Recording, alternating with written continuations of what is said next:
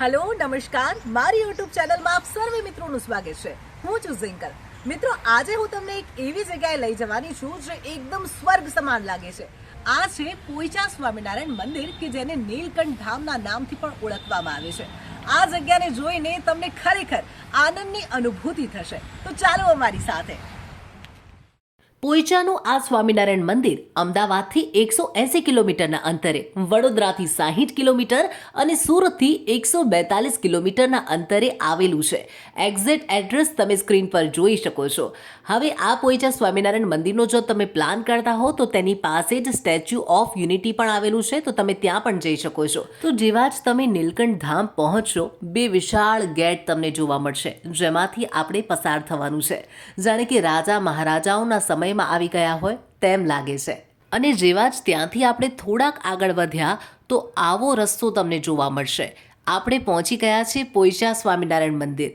જુઓ, ગાડીમાંથી હું તમને એનો લુક બતાવી દઉં, કેવું લાગી રહ્યું છે, કેટલું ભવ્ય અને અદ્ભુત આ મંદિર છે. તો સૌથી પહેલાં તો આપણે કાર પાર્ક કરી લઈએ અને પછી મંદિરની અંદર પ્રવેશ કરીશું. અહીંયા 4 વ્હીલરના પાર્કિંગના 50 રૂપિયા છે, જ્યારે 3 વ્હીલર પાર્કિંગના 30 રૂપિયા છે.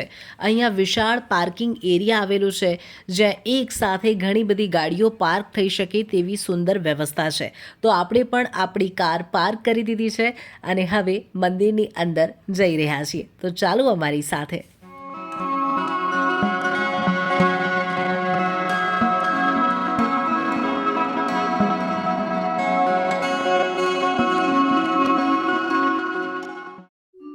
વિશ્વનો કોઈ પણ ખૂણો એવો નથી જ્યાં સ્વામિનારાયણ મંદિરનું અસ્તિત્વ ન હોય. તમે વિદેશમાં પણ જશો તો તમને સ્વામિનારાયણ મંદિર જોવા મળશે. ગુજરાતમાં તો અનેક ભવ્ય સ્વામિનારાયણ મંદિરો આવેલા જ છે, અને આવું જ એક મનને મોહી લે તેવું મંદિર છે નર્મદા કિનારે આવેલું પોઈચાનું આ સ્વામિનારાયણ મંદિર. ધાર્મિકતા સાથે સંસ્કાર અને પ્રાચીન વૈદિક પરંપરાઓનું આજની યુવા પેઢીને અનુભૂતિ કરાવતું મંદિર એટલે પોઈચાનું સ્વામિનારાયણ મંદિર. આ મંદિર નીલકંઠ ધામના નામથી પણ ઓળખાય છે. પોઈચાનું આ સ્વામિનારાયણ મંદિર પોતાની ભવ્યતા અને અદ્ભુત રચનાના કારણે ઘણું જ પ્રખ્યાત બન્યું છે. ગુજરાતના રાજપીપળાના નાંદોદ તાલુકામાં આ મંદિર આવેલું છે, જે લગભગ 105 એકરમાં ફેલાયેલું છે. આ મંદિરની રચના અતિ ભવ્ય છે. આમ તો હમણાં સુધી આ મંદિરમાં પ્રવેશ નિઃશુલ્ક જ હતો, પરંતુ હવે મંદિરની જાળવણી માટે પ્રતિ વ્યક્તિએ 10 રૂપિયા ચૂકવવા પડશે અને ત્યારબાદ જ તમે અંદર પ્રવેશ કરી શકશો. અમે ટિકિટ લઈ લીધી છે અને હવે અંદર તરફ અમારે જવાનું છે. પરંતુ તે પહેલાં જરા બહારનો નજારો તો જુઓ, જાણે કે સ્વર્ગના દ્વાર હોય તેવો આ ગેટ બનાવવામાં આવ્યો છે. આઈ થિંક બાહુબલી મૂવીમાં પણ આવો જ કંઈક ગેટ મેં જોયો હતો. અને આ માટલામાંથી વહેતું ખળખળ પાણી મન મોહી લે તેવું આ દ્રશ્ય છે. મેં ઘણા બધા અહીંયા ફોટોઝ પડાવ્યા અને મેં અહીંયા રીલ પણ શૂટ કરી છે. કઈ રીલ શૂટ કરી છે તે માટે તમે મને ઇન્સ્ટાગ્રામમાં જરૂરથી ફોલો કરી લેજો, જ્યાં તમને આવી ઘણી બધી મજેદાર રીલ્સ જોવા મળશે. હવે આ તરફ જુઓ, 2 હાથી સૂંઠ વડે માટલું લઈને અહીંયા ઊભા છે અને તેમાંથી પણ ખળખળ પાણી વહી રહ્યું છે. આ મંદિરમાં જે ડિટેલિંગ કરવામાં આવી છે તે ખરેખર અદ્ભુત છે. અને અહીંયા બેઠા પછી અહીંયાથી ઉપર ગેટ જુઓ, ઘણો જ વિશાળ, આકર્ષક અને મનમોહક લાગી રહ્યો છે. તો હવે આપણે ટિકિટ ચેક કરાવી અને અંદર પ્રવેશ મેળવી લીધો છે. જેવા જ તમે અંદર પ્રવેશ કરશો, સામે જ તમને સ્વામિનારાયણ ભગવાનના દર્શન થશે, જે એક રથમાં બિરાજમાન છે અને 2 સિંહો દ્વારા આ રથને ખેંચવામાં આવી રહ્યું છે. અંદર પ્રવેશ કર્યા બાદ પહેલાં તો જુઓ, આખું મંદિર અંદરથી કેવું લાગી રહ્યું છે. જાણે કે કોઈ અલગ જ દુનિયામાં આવી ગયા હોય તેવું તમને લાગશે. આ મંદિરની સરખામણી લોકો સ્વર્ગ સાથે કરે છે અને અંદર પ્રવેશ કર્યા બાદ તમને તે જરા પણ અતિશયોક્તિ નહીં લાગે, કારણ કે આ મંદિર જે રીતે બનાવવામાં આવ્યું છે, તમને એવું જ લાગશે કે જાણે તમે સ્વર્ગમાં આવી ગયા છો. આ પાછળ તમને જે દેખાય છે તે મુખ્ય મંદિર છે. તેની અંદર પણ તમને લઈ જઈશ અને દર્શન કરાવીશ, પરંતુ તે પહેલાં જરા અહીં તો જુઓ. વૃંદાવનમાં આવેલ નિધિવન વિશે તો તમે જાણતા જ હશો, કે જ્યાં રાત્રે શ્રી કૃષ્ણ અને ગોપીઓ રાસ રમે છે, અને તેવી જ પ્રતિકૃતિ અહીં બનાવવામાં આવી છે. જુદી જુદી ગોપીઓ સાથે ભગવાન શ્રી કૃષ્ણ રાસ રમતા હોય તેવું તમે અહીંયા જોઈ શકો છો, જે જોઈને મનમાં ખૂબ જ શાંતિનો અનુભવ થાય છે. તો વળી આ મંદિરમાં ફૂડ કોર્ટ પણ આવેલું છે, જ્યાં તમને નાસ્તાથી લઈ અને ભોજનની તમામ વસ્તુઓ મળી રહેશે. અહીંયા જમવાનું કેવું છે તેનો રિવ્યૂ હું તમને આપીશ અને વિડીયોના લાસ્ટમાં અહીંયા જમવામાં શું મળે છે તે પણ બતાવીશ. તો વિડીયોને લાસ્ટ સુધી જરૂરથી જોજો અને વિડીયોને સ્કીપ બિલકુલથી ન કરતા. આ મંદિરના ઇતિહાસની જો વાત કરવામાં આવે તો 224 વર્ષ પહેલાં ભગવાન નીલકંઠ અહીંયા આવ્યા હતા અને તેમણે અહીં આવેલી નર્મદા નદીમાં સ્નાન કર્યું હતું. જો કે વર્ષ 2013માં આ મંદિરનું અહીં નિર્માણ કરવામાં આવ્યું અને ત્યારથી આજ દિન સુધી અહીં ભક્તોની ભીડ જોવા મળે છે. તો વળી તહેવારો અને રજાના દિવસોમાં તો અહીંયા રીતસરનું પ્રવાસીઓનું કીડિયારું ઉભરાય છે. હવે જરા અહીંયા તમે જુઓ, શ્રી રામજીની મોટી પ્રતિમા તમને અહીંયા જોવા મળશે, જેની ચારે તરફ સુંદર મજાના ફુવારા લગાવેલા છે. તો વળી અહીં તો સ્વર્ગની અપ્સરાઓ જાણે કે હાથમાં ઘડા લઈ અને પાણી પ્રવાહિત કરી રહી છે તેવું બનાવવામાં આવ્યું છે. અહીંયા કેવી રીતે આટલા બધા ફુવારા એકસાથે ગોઠવવામાં આવ્યા હશે તે એક વિચારવા જેવી બાબત છે.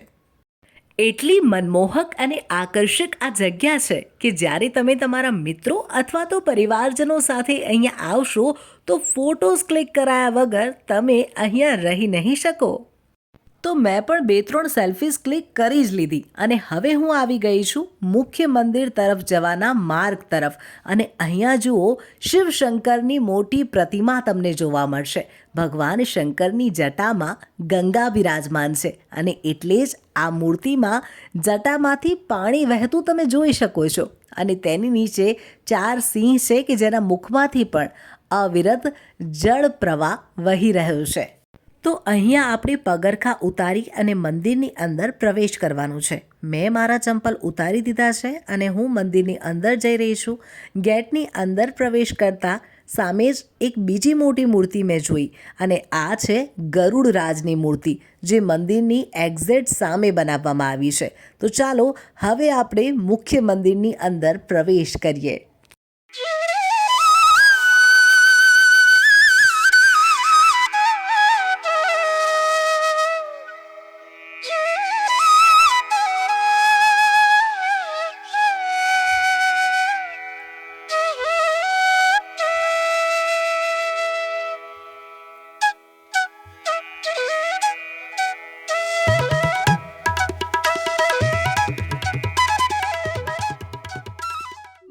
પોઈચાના સ્વામિનારાયણ મંદિરમાં જે કોઈ આવે છે તે તમામ લોકો આ મંદિરની કળા કારીગરી જોઈને દંગ રહી જાય છે.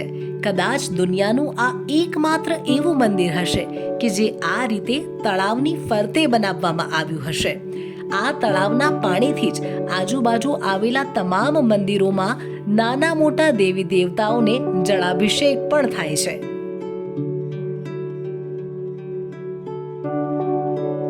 તો વળી આ સરોવરની વચ્ચે બેઠેલા 4 ગંધર્વોના હાથમાં પણ એક શંખ છે અને તે શંખમાંથી પણ સતત પાણી પ્રવાહિત થઈ રહ્યું છે.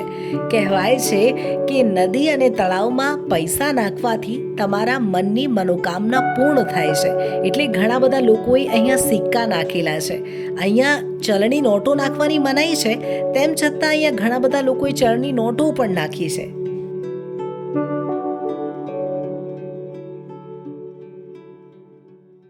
આ મંદિરમાં તમને અનેક દેવી દેવતાઓના દર્શન થશે. તો અહીં તમને વિષ્ણુ ભગવાનના તમામ અવતારો પણ જોવા મળશે. એટલે હું તો તમને એટલું જ કહીશ, જો તમે આ મંદિરે આવી રહ્યા છો તો 3-4 કલાકનો સમય લઈને આવજો, કારણ કે આખા મંદિરને શાંતિથી જોવા અને ફરવા માટે તમને એટલો સમય તો લાગી જ જશે.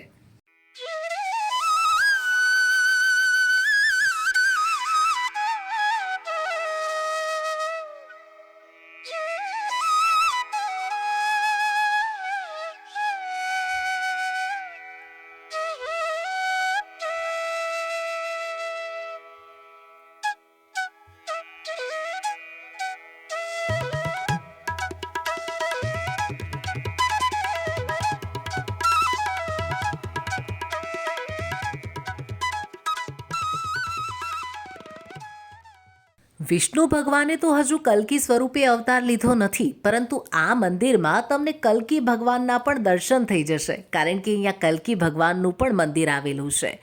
આ સાથે તમામ મંદિરોમાં આ રીતે શંખમાંથી જળાભિષેક થતો રહે છે, જે આ નીલકંઠ સરોવરનું જ પાણી છે. તો વળી નીલકંઠ સરોવરમાં પણ જુઓ, જે ગૌમુખ છે તેમાંથી સતત પાણી વહી રહ્યું છે. જુદા જુદા ગૌમુખ આપણે અહીંયાથી જોઈ શકીએ છીએ, જેના મોઢામાંથી પણ સતત અવિરત પાણી વહી રહ્યું છે. આ મંદિરમાં 108 ગૌમુખ પણ આવેલા છે, જેમના મુખમાંથી પણ આ જ રીતે સતત પાણી વહે છે, અને તેમાં આપણે સ્નાન પણ કરી શકીએ છીએ, જેને ગૌમુખ સ્નાન તરીકે ઓળખવામાં આવે છે.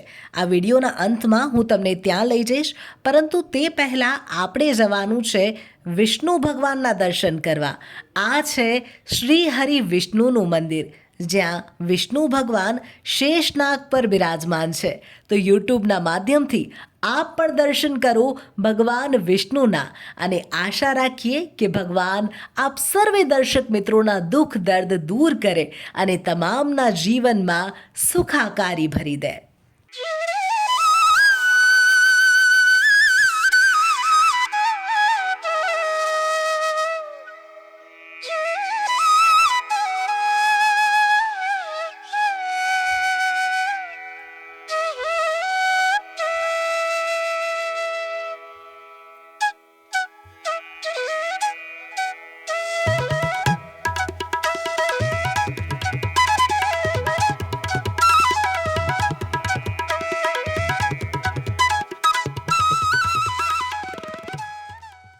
તો મિત્રો, હવે આપણે દર્શન કરવાના છે શ્રી સ્વામિનારાયણ ભગવાનના, જે અહીં યુવા સ્વરૂપે બિરાજમાન છે.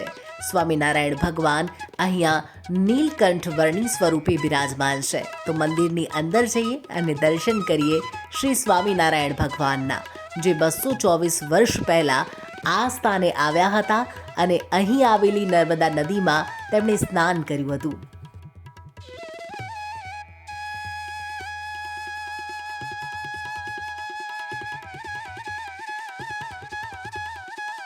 સ્વામિનારાયણ સંપ્રદાયના શાસ્ત્રીજી મહારાજ અને ધર્મજીવન દાસજી સ્વામીના પ્રયાસોથી આચાર્ય શ્રી આનંદ પ્રસાદજી મહારાજની વિશેષ ઉપસ્થિતિમાં 3.5 કરોડ સ્વામિનારાયણ મંત્ર જાપ તેમજ 21 દિવસનો મહોત્સવ અને મહાયજ્ઞ સાથે મંદિરની સ્થાપના કરવામાં આવી હતી. આ જગ્યાને પશ્ચિમનો પ્રયાગ પણ કહેવામાં આવે છે.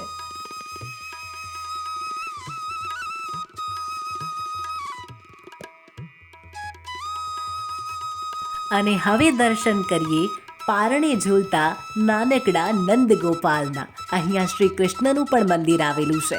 તો શ્રી કૃષ્ણજીને પારણું ઝુલાવ્યું અને તેમના પણ દર્શન કર્યા. આપ પણ દર્શન કરો ભગવાન શ્રી કૃષ્ણના.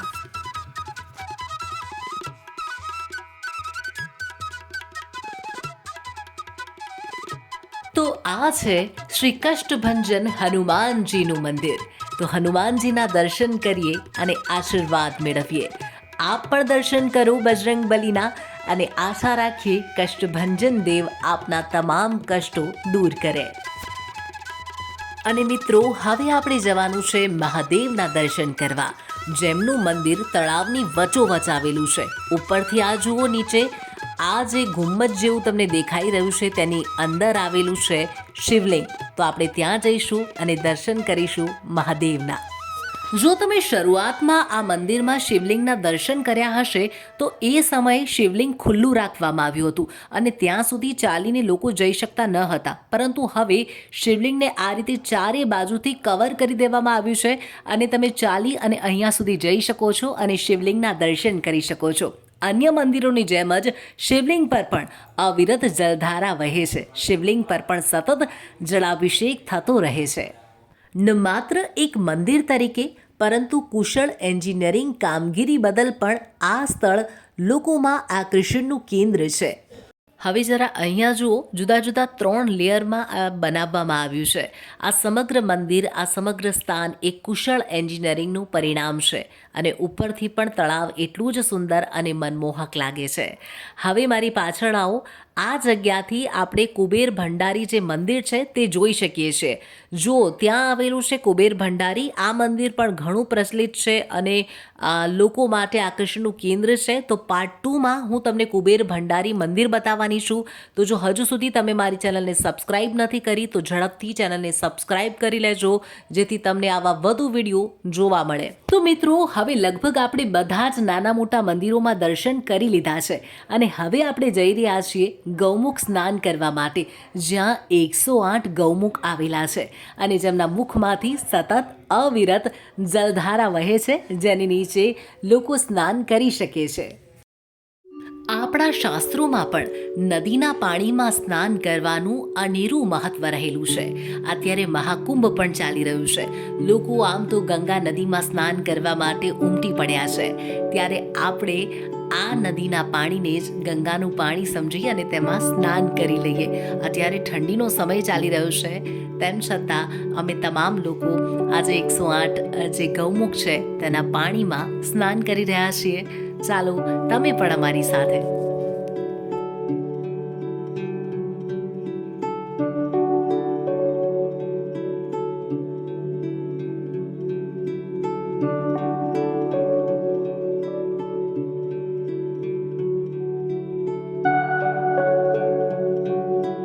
એક સાથે 108 ગૌમુખમાંથી પાણી આવી રહ્યું છે, પરંતુ ક્યાંય કોઈ પણ પ્રકારની ગંદકી અહીંયા અમને જોવા ન મળી. ખૂબ જ સ્વચ્છતા છે આ મંદિરમાં. તમે શાંતિથી આ ગૌમુખની નીચે સ્નાન કરી શકો છો.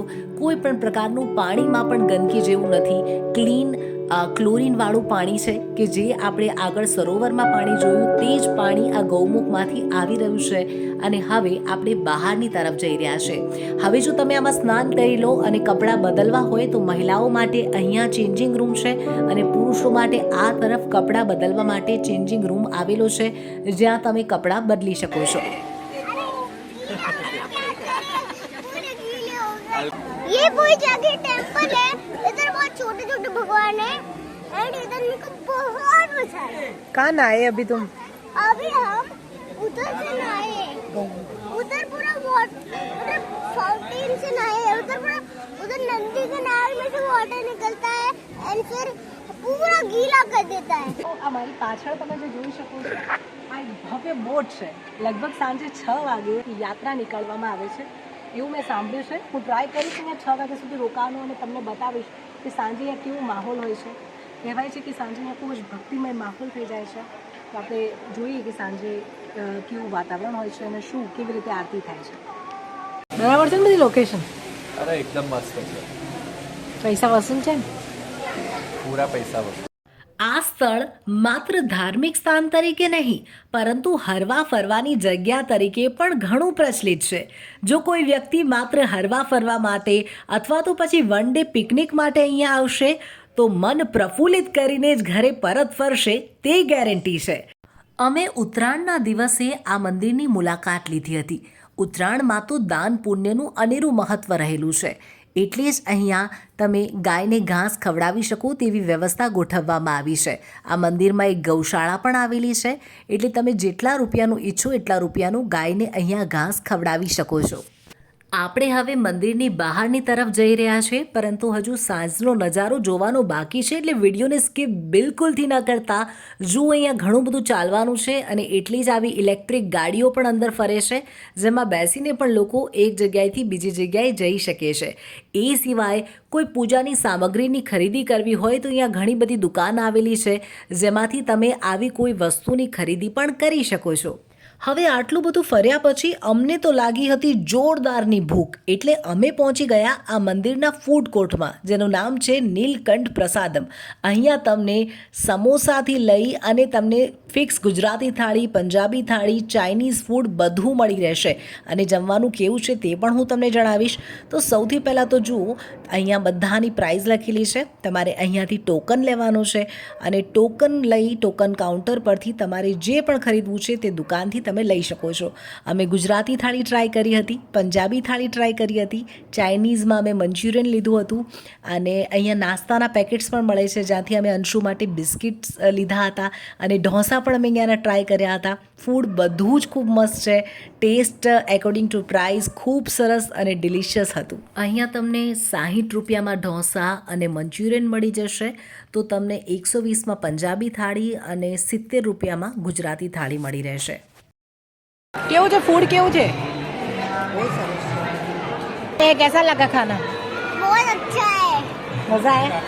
मजा है. मैंने खाना खाया ही नहीं, बस छाछ भी है. छाछ कैसी थी?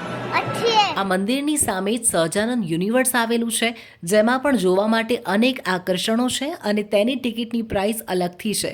પરંતુ અમે તો મંદિરમાં આવી ગયા છીએ કારણ કે 6 વાગી ગયા છે અને આરતીનો સમય થઈ ગયો છે અને સાંજની આ આરતી જોવા માટે દૂર દૂરથી અનેક લોકો આવે છે.